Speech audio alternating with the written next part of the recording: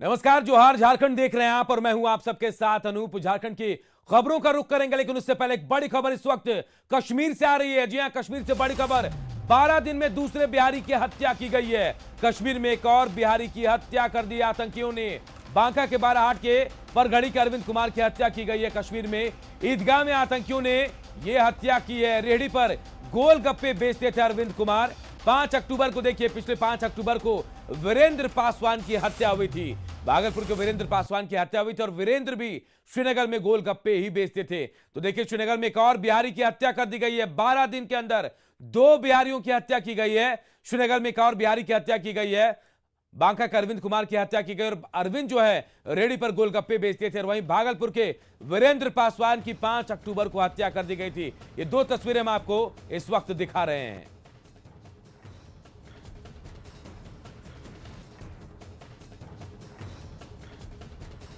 और Manoj Kaul, editor news 18 Jammu Kashmir, हमारे साथ सीधे जुड़ गए हैं। मनोज जी, क्या कहेंगे? 2 बिहारियों की हत्या की गई, बिहारी निशाने पर क्यों है? हाँ, देखें अनूप, जिस तरह से हम देख रहे हैं जो घटनाक्रम है, जो टारगेट किलिंग्स जो है वो लगातार जारी हैं और उसमें ज्यादातर जो नॉन लोकल लेबरर्स हैं उनको निशाना बनाया जा रहा है। आज ईदगाह के करीब अरविंद शाह नामी जो एक गोलगप्पे बेचने वाला था, उसको एक बार फिर निशाना बनाया आतंकियों ने, जिसकी मौके पर ही वहां मौत हो गई। और जैसा कि आपने कहा कि 5 अक्टूबर को लाल बाजार श्रीनगर के इलाके में ही बिहार के ही एक और शख्स को वहां निशाना बनाया गया था। हालांकि पुलिस ने चंद दिन बाद ही वो जो आतंकी उसमें शामिल था उस टारगेट किलिंग में, आईजी कश्मीर ने ये बताया था कि उसको जो पुलवामा में एक मुठभेड़ के अंदर मार दिया गया है, वो जो गांदरबल उसका बेस था। तो साफ अभी जिस तरह से ये हमले हो रहे हैं, और मैं आपको बता दूं कि एक और हमला जो हुआ है पुलवामा में हुआ है, जहां यूपी का एक सगीर अहमद नाम एक जो तरखान है, कारपेंटर है, उसको भी आतंकियों ने गोली मारी। यानी जो बाहर के लोग हैं उनको लगातार निशाना बनाया जा रहा है। मनोज जी, क्या ये मान लें कि दहशत फैलाने की कोशिश की, बाहर के जो लोग यहाँ काम करने जम्मू कश्मीर आ रहे हैं उनको नहीं आने देना है, क्या यही मकसद है? जी जी, बिल्कुल मकसद साफ है।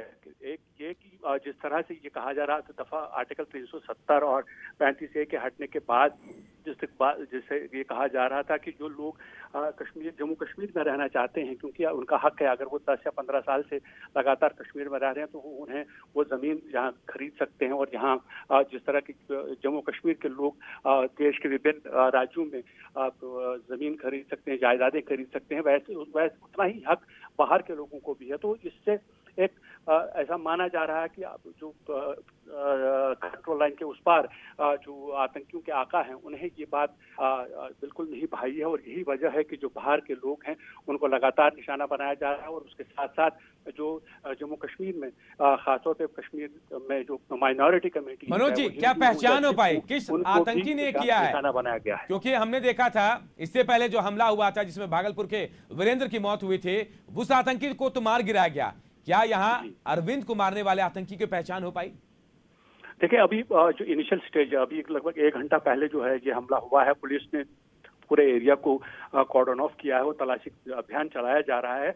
और डेफिनेटली पुलिस कोशिश करेगी आतंकियों को आइडेंटिफाई किया जाए जिन्होंने ये इंसानियत सोच हरकत अंजाम दी है, और उनके खिलाफ जल्द ही जो है कार्रवाई की जाएगी। मनोज जी, एक सवाल ये भी कि देखिए, सुरक्षा व्यवस्था पर भी सवाल है। ये वो लोग हैं जो रोड पर, मेन रोड पर या फिर सड़क किनारे खोमचे लगाते थे अपने गोलगप्पे के, वहां सुरक्षा व्यवस्था नहीं है। कैसे ऐसे आसानी से मार के कोई आतंकी चल निकल जाता है यहां से? देखिए, ये क्वेश्चन जो है, आज ये प्रश्न पूछा गया था जो आईजीपी कश्मीर विजय कुमार, उनसे ये कहा गया था कि जितने भी राजनीतिक दल हैं या उनके नेता हैं वो ये कहते हैं कि कहीं ना कहीं चूक हो रही है जो पुलिस से, कहीं ना कहीं एक सिक्योरिटी लैब्स है, तो उन्होंने उसको सिरे से खारिज कर दिया। उनका ये कहना था कि वो हर व्यक्ति की मतलब एक हर इंडिविजुअल की सुरक्षा पर लोगों को नहीं लगा सकते हैं, लेकिन कोशिश पुलिस की ये है कि पूरा जो एरिया की डोमिनेशन उस तरह से की जाए ताकि जो टारगेट किलिंग, बिल्कुल कोशिश भी यही करनी चाहिए। बहुत बहुत शुक्रिया मनोज कौल जी हमसे बातचीत करने के लिए। और हमारे एक और सहयोगी शब्बीर अहमद जी जुड़े हुए हमारे साथ, संवाददाता श्रीनगर से। शब्बीर, जानकारी मिल पाई कौन है ये आतंकी जिसने ये हत्या की है? आपकी प्रश्न का जवाब देने से पहले मैं आपको एक अपडेट देना चाहूंगा। एक और कारपेंटर पुलवामा इलाके में जिनको गोली मारी गई थी वो भी चल बसे। सगीर अहमद उनका नाम है, उत्तर प्रदेश से उनका ताल्लुक है। जहां तक इंसिडेंट का ताल्लुक है तो यहाँ पे आमतौर पे फेसेस मिलिटेंसी के अलग अलग हैं। पीछे जो आका है वो आप जानते हैं सब, खबर ऑर्डर एक ही जगह से आता है अब, लेकिन उनके चेहरे मुखट अलग अलग हैं। अभी तक किसी ने अभी जिम्मेदारी कबूल नहीं की है, लेकिन ये संगठन वही है जो ये काम पहले से करते आ रहे हैं। अब चाहे टीआरएफ हो या बाकी की कोई तंजीम हो, लेकिन आका इनके एक ही हैं जो जिनके इशारों पे ये काम करते हैं। लेकिन शब्बीर लगातार ऐसी वारदातें हो रही हैं। हमने देखा कि अभी 12 दिन पहले एक और जो हमारे बिहार के रहने वाले थे वीरेंद्र पासवान, वो भी गोलगप्पे बेचते थे, उनको मारा गया। उसके बाद देखिए यहां अरविंद को मारा गया। कैसे सुरक्षा होगी? ऐसे लोगों को सुरक्षा मिलेगी? देखिए उस दिन भी अगर आपने देखा होगा, मैं उस पूरे इलाके में गया जहां पे हमारे इस बिहारी ये शख्स को मारा गया था जो गोलगप्पे बेचता था। वहां पे मैंने आपको दिखाया था कि एक पूरा चौक जो है वो बिहारी चौक के नाम से मशहूर है, और हजारों लोग, मतलब ये संख्या 100 या 200 की नहीं है, ये हजारों लोग ऐसे हैं जो कश्मीर के हर नुक्कड़, हर शहर, हर इलाके में, क्योंकि बिहारी हमेशा से ही मेहनतकश लोग हैं और ये कई आर्ट्स और ये जो क्राफ्ट है, खासकर तरखान है, यहाँ पे बाकी जो काम जानते हैं, पेंटर है, इस काम में ये माहिर हैं, मेहनत करते हैं। और कश्मीर में ये पिछले कई सालों से, जब मिलिटेंसी पीक पे थी तब भी काम करते थे, अपनी मेहनत मशक्कत से अपने घर चलाते थे। अब क्या हो गया ऐसा, यही सवाल हर जबान पे है, ऐसा अब क्या हो गया कि इनको निशाना बनाया जा रहा है, ये समझ से बाहर है। शब्बीर, आप हमारे साथ बने रहे। हमारे इनपुट एडिटर बिहार के ब्रिजमोहन सिंह हमारे साथ जुड़ गए हैं। ब्रिजमोहन जी, एक बड़ी और दुखद खबर है। 12 दिन के भीतर देखिए 2 बिहारियों की हत्या की गई है जम्मू कश्मीर में। एक अरविंद जिनका नाम बताया जा रहा है, क्या यह मान लिया जाए कि बिल्कुल आसान टारगेट होते हैं, ये गली नुक्कड़ में कहीं भी मिल जाते हैं और इसलिए यहां कोई नहीं जाए, जम्मू कश्मीर में बाहर के लोग काम करने नहीं आए, इसलिए इनको निशाना बनाया जा रहा है? देखिए ये जो घटना हुई है और जो हत्या हुई है अरविंद कुमार शाह की, ये लोग, इनके परिवार के लोग दशकों से कश्मीर में रह रहे हैं। ये जो परिवार जहाँ से बिलोंग करता है, ये बांका जिला है जी, बिहार का, और यहाँ के बहुत सारे लोग कश्मीर में होटल के बिजनेस में हैं। वो लोग मिठाइयाँ बनाते हैं, वो लोग वर्षों से वहाँ काम कर रहे हैं। ऐसा नहीं है कि 370 हटने के बाद वो लोग गए हैं। ऐसा नहीं है कि लोगों को लगे कि वो वहाँ जमीन ले लेंगे या जमीन बसा लेंगे, वहाँ जाके घर बसा लेंगे। ये लोग वर्षों से वहाँ काम कर रहे हैं और काफी सारी जो फैमिलीज हैं वो लगातार वहाँ बसे हुए थे, काम कर रहे थे और लोगों से घुले मिले हुए थे। निश्चित तौर पे ये जब से रणनीति बदली है, जो स्ट्रेटेजी है आतंकियों की, जो भी आतंकी सरगना या तो पाकिस्तान में बैठे हैं या श्रीनगर में बैठे हैं, उनकी कोशिश यही है कि एक समुदाय के अंदर खौफ पैदा किया जाए। ये बिल्कुल साफ सी बात हो गई है और इनका पूरा का पूरा परिवार और जो एक कुनबा कह सकते हैं काफी सालों से वहाँ बसा हुआ था और किसी खौफ की बात नहीं थी और काफी समृद्ध भी थे। बहुत सारे लोग जो वहाँ रह रहे हैं, जो इस कम्युनिटी के लोग हैं, जो मिठाइयाँ बनाते हैं कश्मीर में, श्रीनगर में, तो वो लोग बहुत वर्षों से रह रहे थे और बेखौफ तरीके से जब आतंकवाद अपने पीक पे था तभी भी वो लोग वहीं बसे हुए थे। तो ये निश्चित तौर पे डराने की एक साजिश है, डराने की कोशिश की गई है और इसी प्रक्रिया में ये जो अरविंद कुमार शाह है उनकी हत्या की गई आज। ब्रजमोहन जी, क्या यह माना जाए कि आतंकी जो है बौखला गए हैं, जब से उन पर नकेल कसनी शुरू हुई है वो अब ऐसी घटनाओं को अंजाम दे रहे हैं?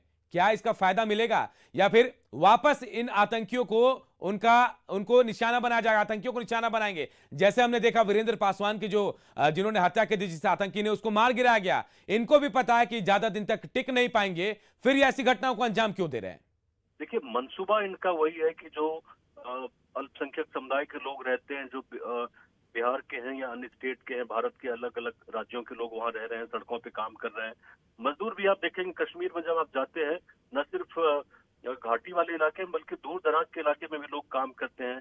यहाँ से ट्रेनें भर के गई हैं पिछले कुछ महीने पहले झारखंड से और बिहार से। लोग जाके मजदूरी करते हैं, एक तरह से कंस्ट्रक्शन वर्कर में वर्किंग, जो सड़कें वहाँ बन रही हैं, पुल वहाँ बन रही हैं या जो भी वहाँ पावर प्रोजेक्ट बन रहा है उसमें। ब्रजमोहन जी, क्या कोई जानकारी है, क्योंकि बिहार के मेहनतकश लोग हैं, देश का ऐसा कोई कोना नहीं जहां बिहारी नहीं हो, क्या कोई जानकारी है कि जम्मू कश्मीर में कितने बिहारी वहां रह रहे हैं या फिर जो लोग जिनकी मौतें हुई हैं ये कब से वहां रह रहे थे? ये जो ये परिवार है, अरविंद शाह, इनके परिवार के लोग काफी वर्षों से वहां रह रहे हैं। मेरी जानकारी में कम से कम 2 दशक से पहले से वो कश्मीर में काम कर रहे थे। बहुत सारे लोग जो कश्मीर स्वीट्स के नाम से वहां चला रहे थे, और मुझे ये भी जानकारी है कि वहां से बहुत लोग वापस भी आए थे 5-10 साल पहले, जब थोड़ी सी समृद्धि हो गई उनके बीच में, तो आके उन्होंने भागलपुर में और बांका में आके अपने होटल बिजनेस भी शुरू किया और काफी सक्सेसफुल वो काम भी कर रहे हैं। निश्चित तौर पे ये कश्मीर में जो बिहारी समुदाय के लोग हैं, बिहार से जो लोग आते हैं, आपको पता है कि बिहार समुदाय के जो लोग हैं, बिहारी जितने भी हैं, काफी मेहनती हैं और विपरीत परिस्थितियों में भी काम करते हैं। वहाँ अलग अलग इलाकों में भले ही आतंकवाद रहा, लेकिन इन्होंने कश्मीर को नहीं छोड़ा कभी भी, और कश्मीर में लगातार जाते रहे, और पिछले कुछ महीने तो ट्रेन यहाँ से भर के गई है मजदूरों की। चलिए, बहुत बहुत शुक्रिया ब्रिजमोहन जी हमसे बातचीत करने के लिए। शब्बीर अहमद हमारे साथ लगातार जुड़े हैं। शब्बीर, अरविंद के बारे में क्या कुछ और जानकारी मिल पाई? किनके साथ अरविंद वहां रहते थे, कौन कौन लोग हैं वहां पे, और कितने बिहारियों की संख्या होगी, क्योंकि उनकी भी सुरक्षा की चिंता हो रही होगी अब सबको।